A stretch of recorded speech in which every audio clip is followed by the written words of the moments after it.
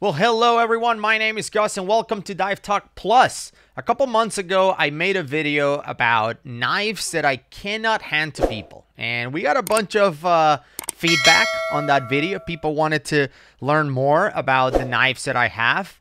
And I decided kind of to go in the opposite direction. I think there's a lot of channels out there that do content about knives. I follow a lot of them. I watch a lot of them. I wanted to actually make a video about things I own that I've collected over the years that maybe look like knives but are not knives, or maybe don't look like knives but are knives, like just kind of something out of the ordinary. I wanted to show you some of these things. By the way, full disclosure, none of this stuff was given to me for free or is sponsor or I'm being paid to pitch the product. I actually don't even know how much I paid for these things because I've owned them for so long. So I will do my best to see if I even remember the names of these things. And, you know, if you like it, you can go ahead and research and buy it. There's no links below where we get kickbacks or anything like that. This is just me talking about some items that I have in my collection, I would say. And I hate to call it collection because I don't really collect things. I just happen to have a bunch of them.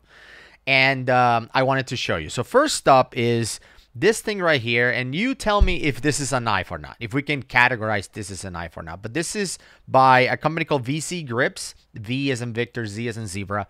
VZ Grips, and I think it's called the Executive, if I'm not mistaken. Is a dagger. But the thing that makes this dagger cool is that it comes with a leather pouch to carry it. But the dagger is 100% G10, which is a super strong plastic, basically.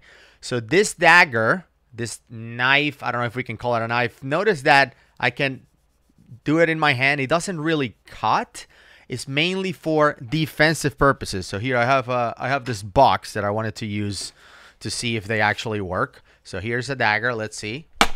Well, there it goes. So it actually works. So this thing will go into somebody. And the cool thing about this is that it will go through metal detectors. It's made completely out of plastic. And, you know, if I don't know how legal that is. I would definitely not fly with it. I think it would go through TSA.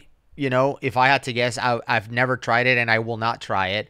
But, you know, if I were going to try it, I would probably take this to, like, I don't know, a baseball game, basketball game, that kind of thing. Places with metal detectors where you wouldn't be able to defend yourself if something were to happen, where there's a lot of people and some crazy psycho comes in, starts shooting everybody, or a fight breaks out.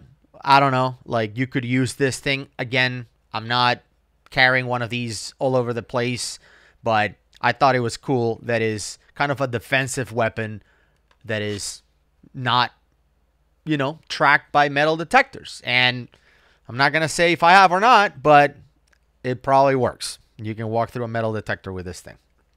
If I had to guess, I don't know, at a concert or whatever, like it might work. All right. Second thing, this one, I don't even know why I own this thing. Maybe because it's orange. But this is called a Ringpop. Now, where would I use this thing? I have no idea. I think this is pretty useless. I thought it was cool, and I wanted to support Todd, the creator of this thing. This is by TM Hunt. And I guess the way you use it is you can make a fist with it like this. So if you had to fight somebody, and I guess your executive dagger broke in somebody's skull, then I guess you can, you know, BTF with this thing. You can get after it with this thing. I think this would hurt. I've never tried it. Let's try it in the box. We'll see. All right, let's see. Yeah, I would say that works. Yeah, I don't know why I own this thing. I don't know how much I paid for it. I don't know if Todd made this because I don't know. I know you can buy these. TM Hunt is the guy who makes it, so this is called the Ringpop. Ringpop. All right, so I don't know. Because you can have it, I guess. That's my reason. All right, this one right here definitely is a knife, I would say. This is by Heretic Knives. It's called the Slate, I believe. Yep, the Slate. And this I absolutely bought because it's orange. Yeah. But you can carry this, as you can see, it has a clip, and the clip, you know, you carry it. The way I do it is I carry it on my back, but the way is you can deploy it. You just pull this thing like this. I'm just going to do it slowly so you guys can see. right? And that's what the knife looked like. It's a double edge 3-inch blade on it. So you can definitely not carry this to a sporting event or flying or anything like that. This is a legit blade. I would cut myself if I run it in my hand. This thing is legit, but it's pretty unpractical. Like, I don't know why I would use this thing ever in lieu of a knife, you know? Like, I don't know if I would ever, like, have this on me to open boxes and stuff. I pretty much bought this, if I remember, a couple years ago because it was orange and because it's interesting. I don't own anything like it, anything that I can just, you know, pull and deploy. And I don't know. I thought it was interesting. I don't think this is very expensive. If I had to guess, it's like $100 or something, maybe less, $50. I don't remember how much I paid for this, but I just thought it was cool. All right, so there's that. The next stop. All right, so this is a category that I thought it was cool. So a lot of you guys own Sharpies, like this Sharpie right here. This is a regular Sharpie. So you can see right here. Let's try it. You can see it's a Sharpie, right? But then I found this other Sharpie. It's identical. I'll put them side by side so you guys can see it. They are Sharpie. There's nothing in this Sharpie that will give it away. They weight the same. I don't know how they do it. It's exactly a Sharpie. It's the exact same thing. I assume they buy a Sharpie and then they take the insides out and they change it. But the same concept that we saw with the Dagger is what you get with this Sharpie. All right, so I'm going to show you. Here's our trusty box. Here's all the holes that we've made before, so why not? Here we go. I'm not even going to try hard. Okay, so it's a super strong G10 tip that just, I mean, it's so easy to make holes into stuff. This thing slides in like butter. And this, you know, the idea behind this is a defensive weapon that you can travel with. You know, you put this thing in your backpack, you can go through TSA, no problem. I'm not telling you go through TSA with it, okay? I'm not saying buy one and travel with it. I'm saying that it would probably work if you do it and you have a way to defend yourself if something happens. I've seen these Sharpies. I've seen videos of people stabbing 2x4s, like wood, with this thing and just going straight into it. So it's super strong, which was, I think, what convinced me to get one. And they're not very expensive. I think this thing is like $20 and is by a company called REFactor Tactical. REFactor Tactical. They sell this version and they sell a version, I think, of a Milwaukee marker that you can get, and they're both around $20. I thought it was cool. Again, I'm a sucker for like, that's a cool thing. Not so much that I need it, not so much that I'm going to be use it for its intended purpose. You know, I'm the kind of guy who would like buy nunchucks just because it's cool and not because I'm planning to become proficient at nunchucking, if that's a thing. So anyway, that's a cool Sharpie. The second thing, this one I do travel with.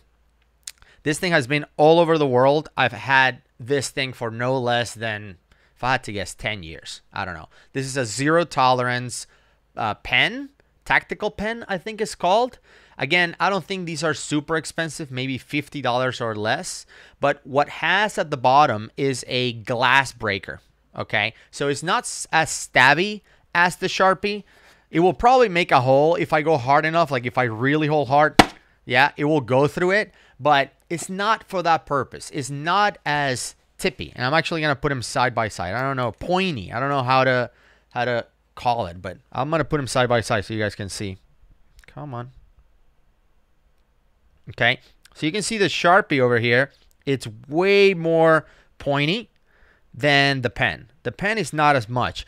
And the real use for the pen is that, you know, you can have it on a dress shirt, you know, in your pocket, for example. And then if you're in a car and the car goes in the water or whatever, you can pull that pen and bust the window. Could it be used as a defensive weapon? Yeah, I think this tip is like a carbide or something like it. It's like super strong. You can probably break rock with this thing. If you hit somebody in the head with this thing or in the arm or anywhere, it's going to hurt a lot. Like this thing would be, yikes. Yeah, that would suck. But Whereas the Sharpie was made exclusively as a defensive weapon that would pass by a non-Sharpie, or a regular Sharpie, you can't tell the difference. This one right here is an actual pen. Now, the one thing I hate about this pen is how hard it is to open it. And it's pretty embarrassing because it's my pen. It's the one that I travel with. So when you see me using it, I'm typically feeling like an immigration form of some kind, some customs form, going into Mexico or something like that. And I'd really struggle to open this. So I have to assume, like somebody who's younger or not as strong as me. I'm not, the strongest guy, but I feel like I shouldn't have to struggle to open this pen. So I would say some people will probably struggle with it. So you kind of have to like grip it in a certain way. And I'm trying this for real. I'm not exaggerating. That it is. So I finally open it. So it's a cool pen. It writes just like any other pen, but it has that tip at the bottom for defense purposes. And I think it's really cool. It's really well made. I don't know if this is aluminum or aluminium if you're watching this from the UK, but really sturdy, good stuff. So, tactical pen from Zero Tolerance. Let's see, what else do we have? Okay, so this one is an interesting one. I have 3 more for you. I have no idea why I bought this. I think it was pretty much because I wanted to support the guy who makes it. I really like supporting small businesses, and Zero Tolerance is probably not a small business, but the guy who makes this is made by Lynch, and it's called a Pry Bar. So as you can see, it has a pocket clip like a knife that you can carry it, but it's a Pry Bar. It's not a knife. You can fly with this. It's a bottle opener. It has, you can use it to pry things. But I'm pretty sure, and I'm gonna try this. I actually have a box here in the studio. I want to try to see if I can open a box with this. As you can see, it's not a knife. I'm not cutting myself. I can use it in my arm. It's not sharp, but I think it's sharp enough to open a box. I mean, you can open a box with like keys. So I'm gonna try it right now and see what it looks like. All right. So here is a box, USPS box. You can see it's sealed. So let's see if I can open it. So let's go on this side. Yeah. And then on this side. Yeah. And then in the middle, down the middle, let's see. Yeah. Perfect. So it totally works for opening boxes, and I'm pretty sure you can fly with this thing. Like, I don't think TSA would look at this as a threat. I don't think you can do anything with it, like to stab somebody, or, I mean, obviously it will hurt if you hit somebody in the head, but, I mean, you can use anything for that, too. I don't think this is not a weapon at all. I don't think you can use this as a weapon, really. I don't know. Leave a comment below. I'm sure there will be some, ninjas commenting that will be like, absolutely, you can kill somebody with this. But no, this is not really a weapon. Totally safe. And I think it's made of either titanium or it's very, very lightweight, but it's a Pry Bar. So Lynch makes this very inexpensive. This one is the one that has given me more trouble traveling through TSA with. This is a multi-tool, Leatherman multi-tool that is TSA friendly. It doesn't have a blade, which is pretty cool. But it is a multi-tool, and it has all the different, things that you would need in a multi-tool, all the different tools in there that you use when you travel. And then so you pull it out of this, right, and it separates. So this piece right here is the carabiner. This piece is separate. You have to buy a separate, but it works together with this. And this is called the Leatherman Style PS. Style PS is the name of this thing, but it's a little Leatherman multi-tool. As you can see, you can open it, and he has the pliers in there. You also have, let me see what else you have in here. You have the little scissors, that you can use to cut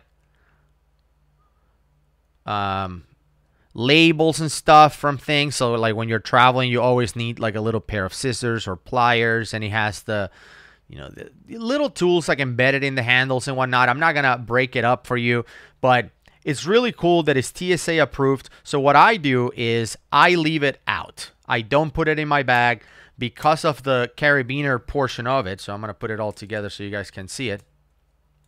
Because it comes with this attachment that is a carabiner, I just hook it into my bag on the outside. I just leave it on the outside because I want them to see it. And in the vast majority of cases, I would say it doesn't happen every time, but in the vast majority of cases, TSA will look at it and be like, whoa, what is this? And because it's in plain sight, they know that I wasn't trying to sneak it. And I tell them, I'm like, look, that is a multi-tool. It's TSA friendly. You can analyze it. You know, go ahead. And for the most part, they grab it and they say something like, doesn't have a blade? And I'm like, doesn't have a blade. All right, have a good day. And they just let me through. Sometimes they do take it out, or I take it out for them. I take it out and I open it. Be like, here, go ahead, analyze it. I hand it to them. They look at it. Yeah, there's no blade. You're right. And they let me through it. I've been stopped to be questioned about it, but I've never been asked to not travel with it, or they're going to keep. I mean, I've had this. I think I bought this in 2014, something like that. So it's been 10 years now. I don't know if it's even for sale anymore, but you can see it still looks like new. And I've used this thing everywhere. I remember, like, you know, going to Russia with this thing, that I was like, well, maybe in Russia they'll give me troubles. Like, who travels with a multi-tool? Whatever. I've been everywhere with this thing, and no problems whatsoever. Again, they may question you, so make sure you have enough time at TSA security in case you get questioned, but just hide it in plain sight. Put it outside, leave it out, nothing to be afraid of. There's no blade in this thing. Just boom, there it is. Analyze it, take a look. No problem, right? And then lastly, this thing, which is out of all the things that I have in this table that I've shown you today, this is by far the most expensive. Once again, I don't even know why I bought this thing or why I have it. Maybe because it's just cool to have. But at a first glance, this looks like a out the front blade. This is by Marfione Customs. Marfione owns Microtech, which is a really big brand of automatic knives here in the US. But instead of being a regular out the front knife, take a look. Can't get it to focus. It's a comb. It's a beer comb. That's what this is. You know, do I really need a super cool tactical beer comb? Yes. In case you didn't see my knife video that you don't hand to people, I'm going to leave it right here. Get yourself a tactical pen, beer comb. Totally don't fly with the G10 stuff, but be ready. We'll see you in the next one.